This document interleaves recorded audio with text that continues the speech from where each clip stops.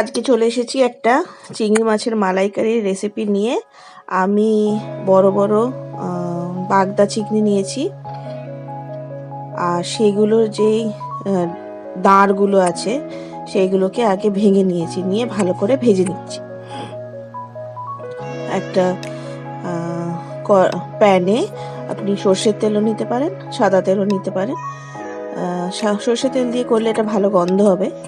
তো দিয়ে ভেজে নিচ্ছি। এবার চিংড়ি মাছগুলোকে আস্তে আস্তে দিয়ে দিচ্ছি। চিংড়ি মাছগুলোকে ফ্রাই করে নেব, হালকা ফ্রাই করব। বড় বড় চিংড়ি নিয়েছি আমি। এই চিংড়ির টেস্ট সাংঘাতিক, আমার তো খুব ফেভারিট। তো আগে আমি চিংড়ি মাছগুলোকে ভালো করে ভেজে নেব, নিয়ে তুলে রাখবো।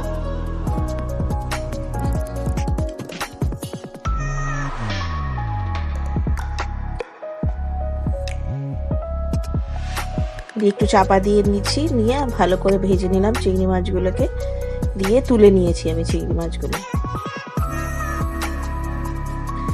আমি অনেকগুলো চিংড়ি মাছ নিয়ে রান্না করছি, তাই ফার্স্ট হাফে কিছুটা চিংড়ি ভেজে নিলাম, তারপরে বাকি চিংড়িগুলো ভেজে নিচ্ছি।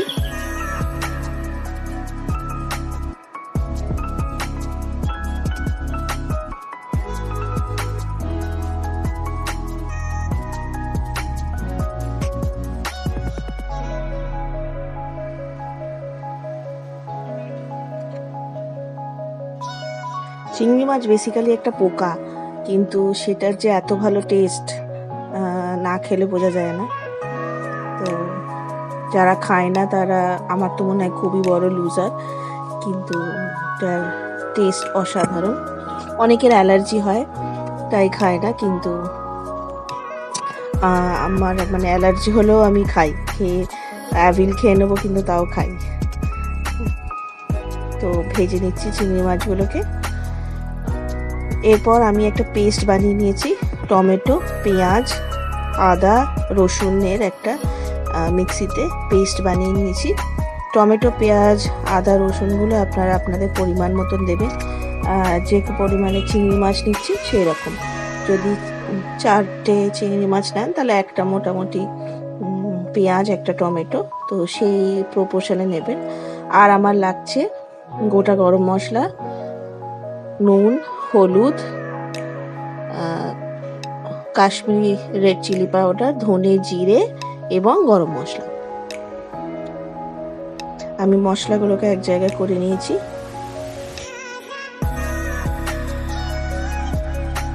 এই যে আমার চিংড়ি মাছগুলো ভেজে আমি তুলে রেখেছি।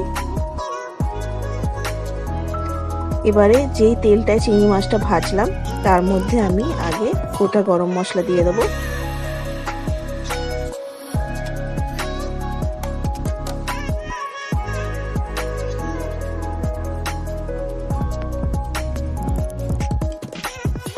এই তেলটা ব্যবহার করলে চিংড়ি মাছ ভাজার যে একটা ফ্লেভার থাকে সেটা খুব ভালো থাকে। জেনারেলি চিংড়ি মাছের মাথায় যে গ্রেভিটা থাকে, ঘিলুটা যে থাকে, সেটা তেলে মিক্স হয়ে যায়, আর এটা টেস্টটা আরও এনহ্যান্স হয়ে যায়। তারপরে আমি যে পেস্টটা বানিয়েছিলাম টমেটো, পেঁয়াজ, আদা, রসুনের, সেটা দিয়ে দেবো। দিয়ে ভালো করে আমি মিক্সচারটাকে ফুটিয়ে নিচ্ছি।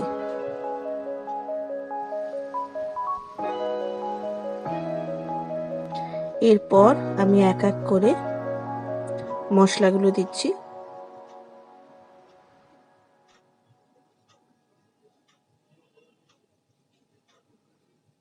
এটাকে ভালো করে ফোটাবো, আমি লো ফ্লেমে করছি। এরপর যেই মশলাগুলো আমি রেখেছি সেইগুলো আমি দিয়ে দেবো। নুন, হলুদ, কাশ্মীরি চিলি পাউডার, ধনে, জিরে,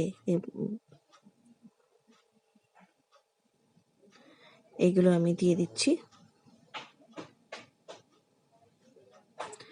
দিয়ে ভালো করে গ্রেভিটাকে প্রিপেয়ার করে নেব।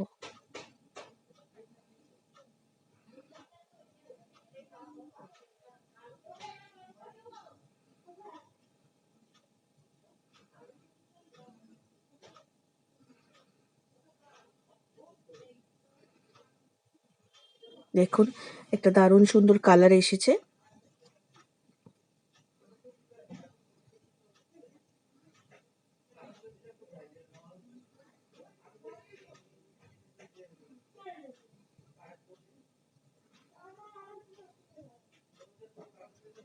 এটা ফুটে যাচ্ছে আস্তে আস্তে।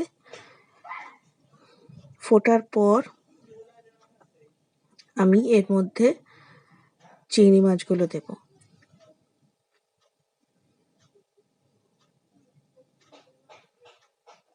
আমি এক এক করে চিংড়ি মাছগুলো অ্যাড করে দিচ্ছি গ্রেভির মধ্যে।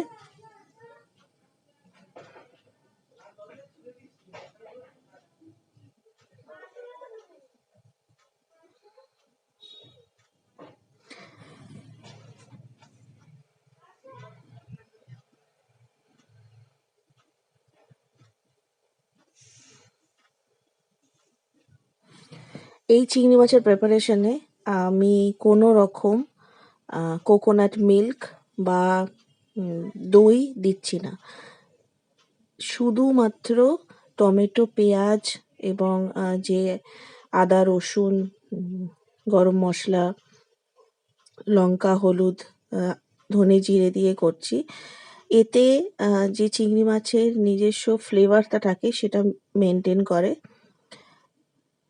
আপনারা চাইলে অপশনাল কোকোনাট মিল্ক দিতে পারেন বা দই দিতে পারেন, তাতে গ্রেভিটা ঠিক হবে। কিন্তু আমার তাতে মনে হয় যে টেস্টটা কমে যায়। তো শুধু যদি আপনারা কেউ চিংড়ি মাছের ফ্লেভারটা নিতে চান তাহলে এটাই বেস্ট ওয়ে। এক্সট্রা আর কিচ্ছু লাগে না, আপনার কোনো রকম এক্সট্রা কোকোনাট মিল্ক বা দই দিতে লাগে না। সেটা দেওয়া জাস্ট গ্রেভিটাকে বাড়ানোর জন্য আর কনসিস্টেন্সিটাকে একটু ঠিক করার জন্য। কিন্তু এটা এমনি যে চিংড়ি মাছের ফ্লেভারটা আছে সেটাতেই পুরোটা রান্না হবে। আমি জল দেব, দিয়ে জিনিসটাকে একটু চাপা দিয়ে আমি ফুটতে দেব, যাতে চিংড়ি মাছের ফ্লেভারটা আস্তে আস্তে আরও এনহ্যান্স হয়। একটু ফ্লেমটা বাড়িয়ে দেবো, দিয়ে 5 থেকে 10 মিনিট ফুটবে। দেখুন একটা সুন্দর যেই তেল আছে, চিংড়ি মাছের ঘিলুর যে তেলটা আছে সেটা বেরিয়ে গেছে। আর একটা উপরে তেলের লেয়ার পড়েছে, যেটা খুব দেখতেও সুন্দর লাগছে। আর আমি কোনো এক্সট্রা কালার দিইনি, কোনো ফ্রুট কালার কিচ্ছু দিইনি। জাস্ট ওই কাশ্মীরি চিলি পাউডার যেটা দিয়েছি সেটাতেই রঙটা হয়েছে।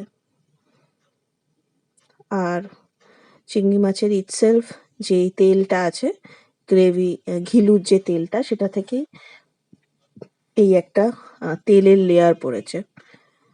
এটা দেখতে ভীষণই ইয়াম্মি লাগছে। আমাদের মোটামুটি চিংড়ি মাছের মালাইকারি রেডি। আমি এবার ওপর থেকে একটু গরম মশলা ছড়িয়ে দিচ্ছি, যাতে ফ্লেভারটা একটু এনহ্যান্স হয়।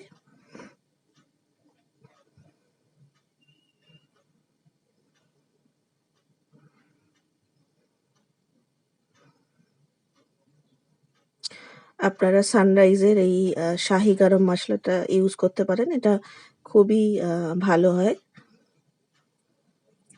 দেখুন রেডি হয়ে গেছে, একদম রেডি টু সার্ভ চিংড়ি মাছের মালাইকারি।